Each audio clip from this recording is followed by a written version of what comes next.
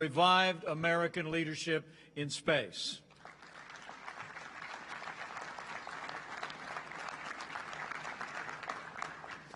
It's a particular pleasure to be back here in Florida on the Space Coast, and also to be here at the world's premier gateway to space.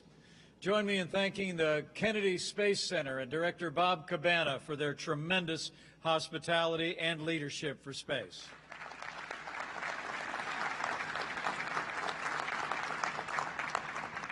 So it's wonderful to be here at this Apollo Center, Bob, and it's an incredible place. People have come from around the country and around the world to be inspired by the past and now the present and the future of American leadership in space. And we're truly grateful, Kennedy Space Center, for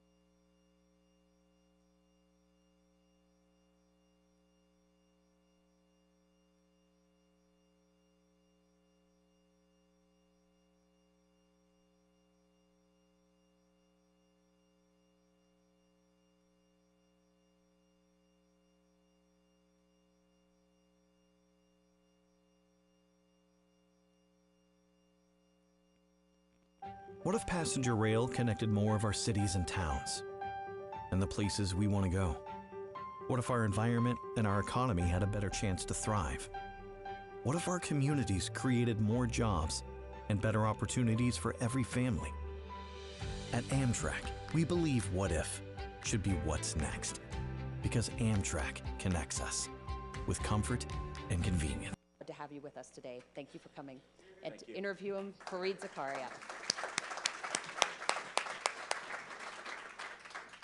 Hi, everyone. Welcome. This is a special opportunity with a very special guest. It's also a particularly important opportunity, and Mr. Secretary, you will understand this. For those of you who are trying to get off TSA watch lists, come and see the Secretary afterwards. And away we go.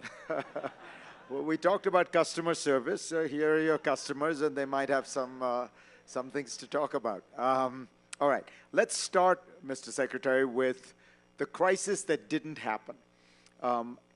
For those of you who don't remember, under a certain health authority, Title 42, I think it was called, the president, the administration had the ability to deport people instantly without essentially a kind of any kind of due process because of COVID. That authority expired in May. Almost everyone was predicting there would be a massive crisis on the border, tens of thousands of people coming every day. It didn't happen. Why? So Fareed, first of all, in response to your first comment, I recommend everybody register for a pre-check or a global entry. We have seen, since the end of Title 42, an approximately 65% drop in the number of individuals we encounter at the southern border. And I'll explain why, but I want to take a step. Can everyone hear? Oh. Can you keep the mic closer? I'll keep it closer.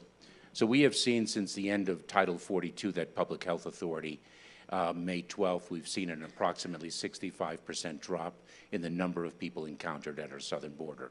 And I'll explain why. I'll explain the approach that we have taken to manage that outcome.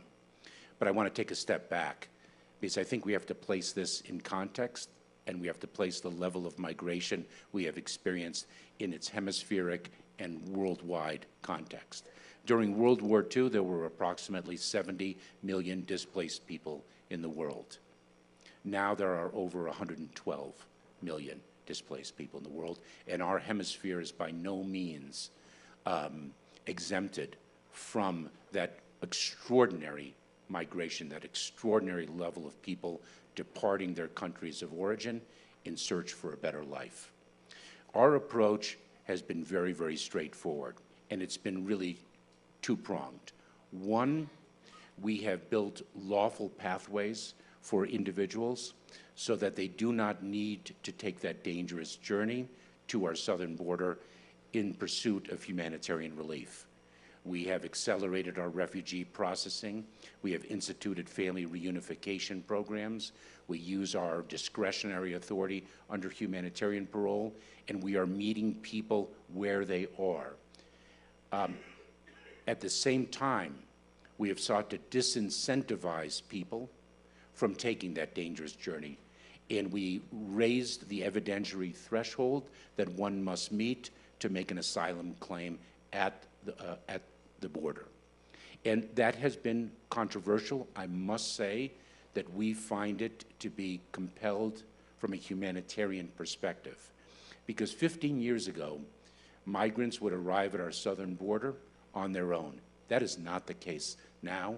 One must place one's life and one's life savings in the hands of smugglers, and the level of tragedy and trauma that we observe is something that we feel compelled to avoid. So the very fact that you talk about it the way you do, smugglers, these people making the journey in hundreds of thousands, if not millions, 2.5 million people apprehended on the southern border last year, all applying for asylum. Now, as I understand it, asylum was meant to be for people who faced individual persecution because they were of a certain race, of a certain religion. The image brought up is, of course, Jews during World War II. When you have 2.5 million people coming in and claiming asylum, it feels to me like it is a powerful demonstration that the asylum process is broken, that people who are ordinary economic migrants are making a rational decision to essentially game the system. So is the asylum system broken, and how do you fix it? So the composition of the people whom we are encountering is a complex one. We see people who indeed are fleeing persecution by reason of their membership in a particular social group. That is the technical definition. We see people fleeing extraordinary violence, poverty, corruption, climate change, of various reasons. Economic migration does not qualify for asylum, but our system, Fareed, is indeed fundamentally broken. And, you know, there is unanimity about that fact, but regrettably, we cannot seem to all agree upon a solution. Let me put it bluntly. Do you think that Republicans in Congress want to solve this problem, or want to keep it alive because it works very well as election politics for them? Certainly, I've heard that opinion expressed by others. Let me, but I want to, you know, when we speak of gaming the system, I just want everyone to understand the profile of the individuals whom we are encountering. And the President spoke of the dignity of every individual. You know, we, in the Department of Homeland Security, I issued a memo very early on that we would not use the term illegal alien. When speaking of these individuals, we use the term non-citizen. And that speaks to the importance of respecting the dignity of the individual. An individual who's a parent whose daughter cannot walk safely to school, and who is so desperate for a better life for that daughter, who allows that daughter to flee on her own in the hands of others, to traverse another country only to reach the dangers of the southern border, that speaks to the level of desperation. That daughter may not be fleeing persecution by reason of her membership in a particular social group, but at the same time, she's not gaming the system. Well, when I say gaming the system, look, I don't blame those people. They are making the rational decision, which is it's a much better idea to apply for asylum. It takes years to adjudicate. You slip through the cracks. You can live in the country. Thankfully, we do not live in a police state. Once you get into America, it's very hard to track you down. So I'm not suggesting that these people are, they're doing the right thing. But my point is, in the old days, the Irish fled the potato famine. The Sicilians were fleeing gang violence. But that's not what, asylum was meant to be for the kind of small number of people who were individuals. What's the way to get back to that? Because otherwise, no matter what you do, you're going to be talking about a number of people applying that is beyond the capacity of any government to process. And, as you know, it's not just America that's facing this. The Brits are facing this. The French are facing this. The Spanish are facing it. And by the way, it's fueling right-wing populism. Yes, and we've seen that in the upheaval in certain political establishments around the world. The system has to be broken. Before our administration began, the average length of time between an arrival at the border, a claim of credible fear, that initial threshold, and the ultimate adjudication of the asylum case was 6 years. 6+ years. And so, what is it now? And what happens, what happens is people get a job, their children go to our schools, they may have a child, a U.S. citizen child, and they establish roots. And then it becomes very difficult to remove them. Right now, what we have done is we have promulgated a regulation that seeks to collapse that 6-year period into under a year. And we've empowered our asylum officers to adjudicate those claims. And so we're making the reforms that we can. Meanwhile, on the other end of this, which is skilled immigration, it seems to me we have a different kind of crisis. There's a huge demand for skilled labor. We don't seem able to set up an immigration system that finds these people. To me, the most remarkable statistic here is Canada let in 250,000 skilled immigrants last year. The United States, with 8 times the population of Canada, let in 85,000. The way you get in as a skilled immigrant today in the United States is you enter your name in a lottery. To me, there's nothing more symbolic of how broken the system is, that in order to get into the United States as a skilled immigrant, you don't go through a meritocratic process, you don't go through a system of rules and laws and judicious judgments about you. No, you go to Vegas. You hope that you get lucky and you hit the hard 8. This surely we've got to fix this. So for the skilled workers, there are applications. People submit their qualifications. Companies seek to hire them. It has a level of organization. And then you put it into a lottery. And then you put it into a lottery. There is no question, Fareed, that our immigration system is not calibrated to our economic needs. That numeric limit on skilled workers has been in existence for years and years, and Canada is able to calibrate the number of skilled workers it seeks to join according to the market needs in the country each year, and we are just so outdated. And again, this would require congressional action, and you just think there's no prospect of that? I am a relentless optimist. My optimism is under grave challenge. And again, you must be involved in these discussions. Is it possible to engage Republicans on this? Is there, because on this particular issue, I assume that there is, again, as you say, maybe not unanimity, but a sense that these are small numbers in the grand scheme of things. They would make a huge impact on the U.S. economy. Is there any prospect of a Mitch McConnell or a Kevin McCarthy taking this on? I can't speak to those individuals, but I can say that there are members on both sides of the aisle that have been driving for immigration reform and continue to drive for it. It's just a very, very challenging landscape, as I think we all know.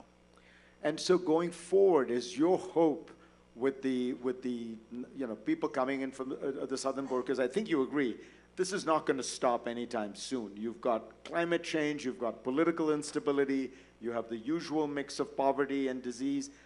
People are going to keep coming. Is the idea that you will simply try to have the process work better? Do you have enough immigration judges to review this stuff so that the asylum application doesn't take 6 years? What's the long-term, short of some kind of grand immigration reform, what do you hope this looks like in a few years?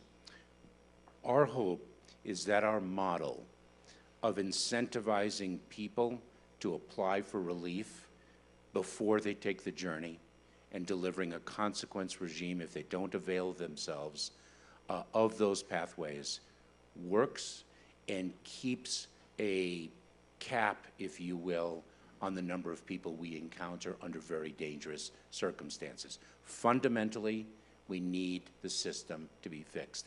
We have an immigration court backlog with the immigration judges of over 2 million cases. Wow. All right. As if that isn't enough, you've got a few other things on your plate. We spend a lot of time at fora like this talking about terrorism. We don't talk about it that much. Has the threat diminished? I would say that the threat has evolved. Our department was formed in 2003. We have one of the heroes of our department, Jane Harmon, here. Of course, it was born of the tragedy of 9/11, and our focus was on the foreign terrorists seeking to enter the United States to do us grave harm. Over the years, 10 years later or so, 2012, 13, 14, it really changed. Our focus, the prior threat of the foreign terrorists persisted, but we saw rise in prominence what we called the homegrown violent extremists. The individual already resident in the United States, radicalized to violence by a foreign ideology, who sought to do us grave harm. We have now seen that, and that remains. We just saw the arrest of a 17-year-old radicalized to violence by ISIS. So those threats persist, and we keep our focus on them, but we've seen a rise in what we term domestic violent extremism. Individuals driven to violence by an ideology of hate. We've seen hate grow exponentially in this country. Anti-government sentiment, false narratives, personal grievances, and other phenomena really disseminated and propagated on social media and other platforms. The numbers suggest that so-called white nationalist terrorism at this point vastly outnumbers Islamic terrorism or foreign-inspired terrorism. Would you agree with that? When you ask that, Fareed, you're speaking of domestically. Domestic. Domestically, we see the rise of white nationalism pose a very prominent threat. I must say it's very important because we get involved not with respect to a response to an ideology, however odious it might be, but when there's a connectivity to violence. That's where our footprint is made. In other words, if somebody is reading white supremacist literature online, that is not sufficient cause. That is not where we engage. Where we engage is when there's an intent to commit a violent act. We, of course, work with communities to prevent that violent act from materializing. That is what we do. And in your view, is this white supremacist ideology and the militancy and the violence, has it peaked, plateaued, or still on the rise? I don't think we have the confidence to say that it has plateaued. And I think, Fareed, there's a very important point to be made, because while we speak of it in the domestic context, it is an international phenomenon. And that's to say that not only is this a rise that we have observed in other nations, but we see a great deal of connectivity between individuals and small groups, loosely affiliated groups of individuals, connecting with one another internationally.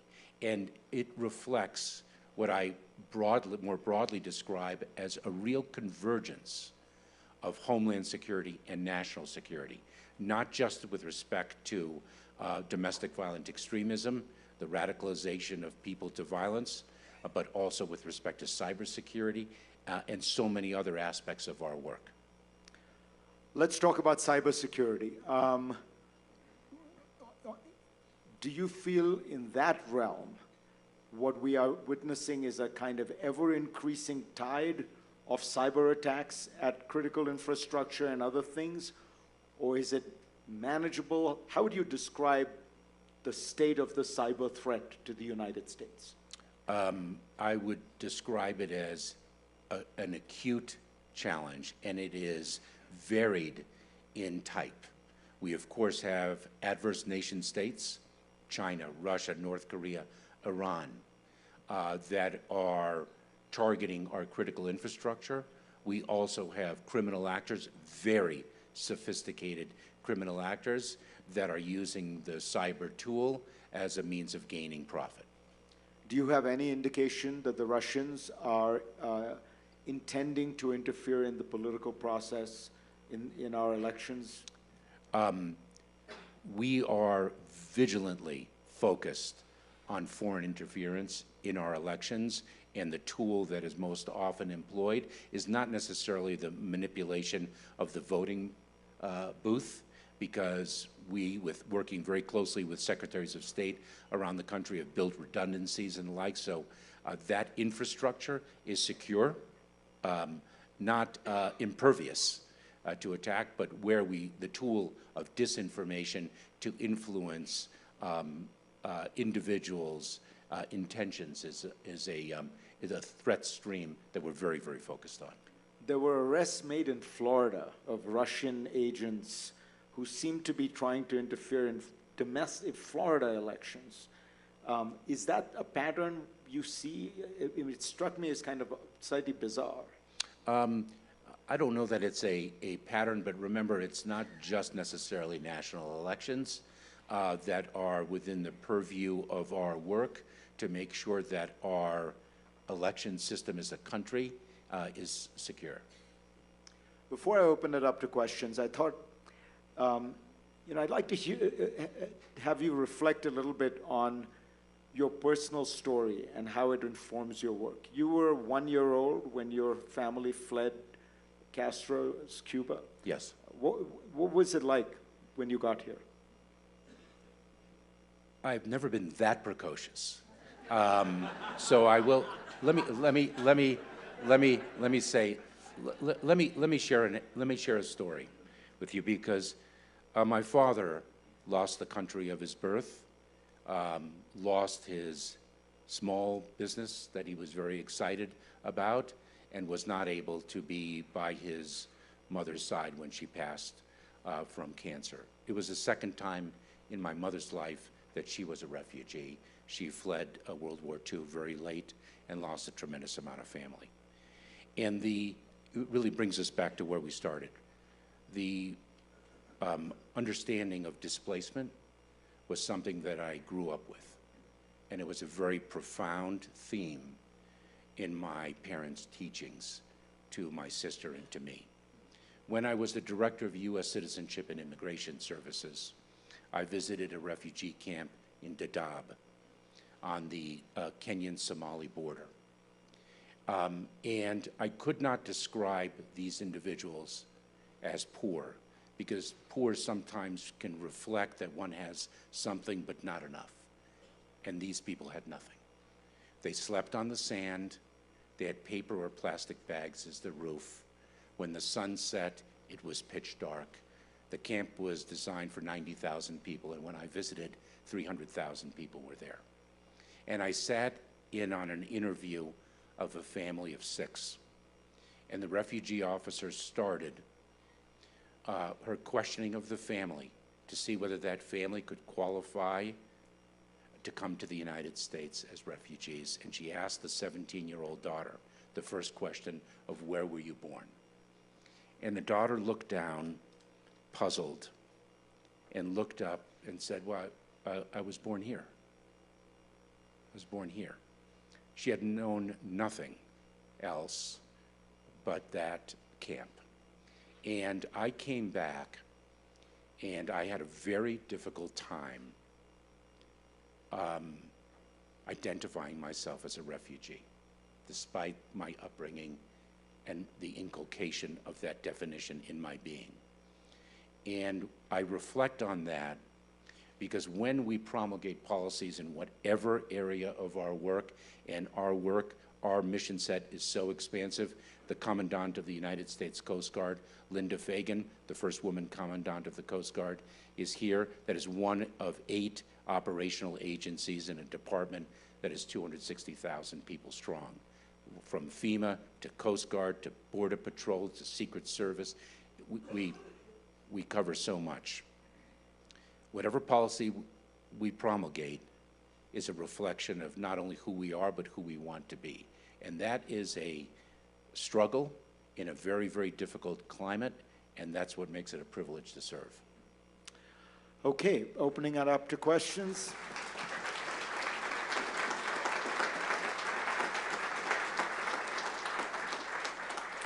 Jane Harmon, you created this department. Do you like the way he's running it?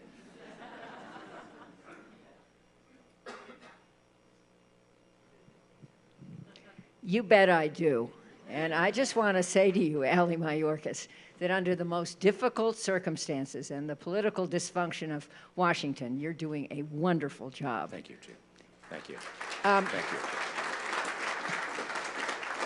An observation and a question. The observation is that the failure of our immigration system is not the fault of the Secretary of Homeland Security. It's the fault of the United States Congress, which has missed every opportunity to reform the system. There was a pretty decent bill on the floor of the House during the Bush 43 administration, which I proudly voted for and which failed by about 5 votes. And it would have made this job manageable. I just wanted to ask about a couple of areas you didn't touch on because I think they matter enormously. One is the importation of fentanyl and fentanyl products, not just through the southern border, but everywhere else. I think everyone would be interested to hear what you're doing about that. And the other is, let's remember 9/11 was an attack on us through our air system, and TSA is part of the Homeland Security Department. And what is the Transportation Security Agency doing, especially since most of us went through airport hell to get here? I'm not blaming it on you, but it really is hard to travel these days. Well, let me start on the second question. Airline security. I will say, when all of you think about your experience at the airport, my bet is that you think about the convenience, the facility of the travel. You don't necessarily, uppermost in your mind is not necessarily the security of your flight. And that is a transformation. And it is TSA, Customs and Border Protection, their extraordinary architecture that they have built in collaboration with the airlines, our phenomenal partners in advancing our security, and our partnership with other countries. And so it is a very sophisticated architecture that we have achieved. Jane, in your first question on fentanyl. You know, I grew up in the federal system as a federal prosecutor. I prosecuted cocaine trafficking cases, methamphetamine, black tar heroin. Nothing is like fentanyl in terms of its toxicity.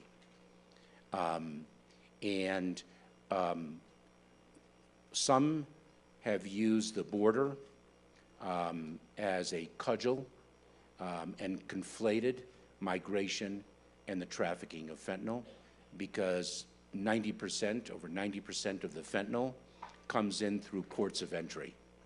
By the way, I visited the International Mail Facility at JFK Airport last week, and the number of small packages that we interdict with firearms, synthetic drugs, it is stunning. And we have advanced so far. The fentanyl problem I mean, we have 70,000 Americans die last year. It is not a creation of the past 24 months. There were, I think it was 58,000 deaths in 2020. This is, the scourge of drugs is something that we have never overcome.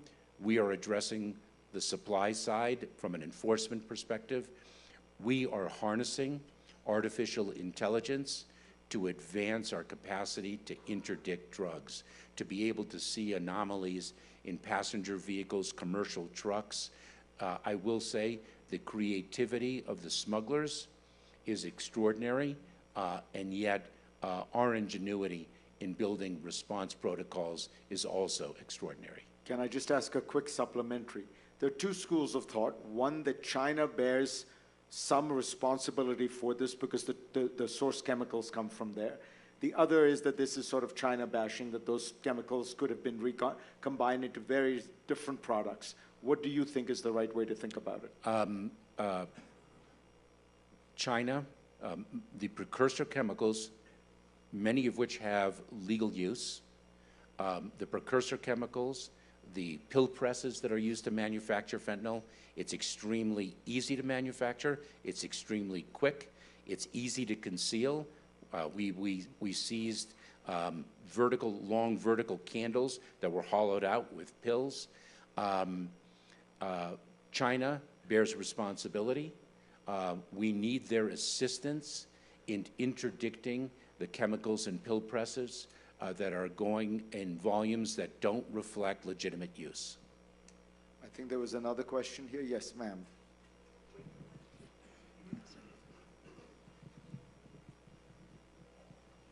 Thank you. Good morning. Firstly, I echo the Honorable Harmon's comments, so thank you for your service, Secretary Mayorkas. It's not easy to solve these complex issues, and being a public servant is not easy, so thank you. Last spring, in April 2022, DHS released its first ever equity action plan based on Executive Order 13985. Since its release, I would appreciate hearing your favorite highlights since its implementation as it relates to equitable programming across DHS. Which program has had the most progress in addressing systemic fairness under your supervision? Thank you. Thank you. So the issue of equity is an organizational priority for our department, and I'll share what I consider to be a highlight.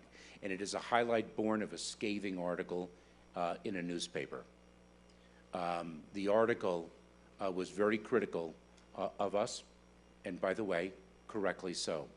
What my mantra inside the organization is do not shrink from criticism, just work very hard not to deserve it. But this was a criticism of us. There was a very poor black community that had been impacted by an extreme weather event. And the individuals could not access our assistance at FEMA because they could not present adequate documentation of the ownership of their homes. They did not have the deeds of trust. They did not have mortgage documents and the like. The reality was that our practices led to their disenfranchisement. These were very, very poor people. Their homes were modest at best. And the history of that community was that these homes were passed from generation to generation. And so what we did in response to that article to achieve equity was we changed our policies and practices. We said, if you do not have mortgage documents, if you do not have deeds of trust, then perhaps you have utility bills. And you can accompany the utility bills with an attestation of ownership. And we were able to enfranchise a community that previously we had disenfranchised. That's an example of achieving equity when a matter is brought to our attention. Sir, there. Thank you very much, Fareed. Stephen Shapiro with BENS and the Atlantic Council, and I want to just remind you, Mr. Secretary, I had the pleasure of working with you on some domestic security matters some years ago, and you are a personal, if not national hero, and I want to thank you for that. Just a question for you with respect to the recent federal decision limiting the government's opportunity to interact with social media companies in an effort to stem the tide of misinformation. It seems like a major obstacle to this effort and in an already complicated world. So your take on that. So I thank you for the very kind words, and it's wonderful to see you again. And I am so sorry that I can't comment on that case because it is actually the subject of active litigation. Let me say this. We conduct ourselves with integrity. Homeland Security it's often described as a bipartisan issue. I actually consider it a non-partisan issue. It is an apolitical matter when we're speaking of the safety and security of the American people. And I'm sorry I can't comment further. I will say this. Disinformation is a real threat stream. All right, somebody at the back here. I just want to be sure I'm being equitable. Ma'am, can you just wait for the mic?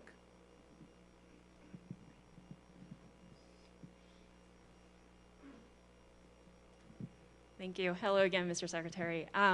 So if you could give one or two career advice for the Aspen Rising Leaders Program fellows, what would that be? The most important business card that you hold is the work that leaves your desk. That's it. Well, but given that extraordinarily succinct and intelligent advice, you've also hit the time limit perfectly. Mr. Secretary, pleasure to have you. Thank you all. Thank you very much. Thank you.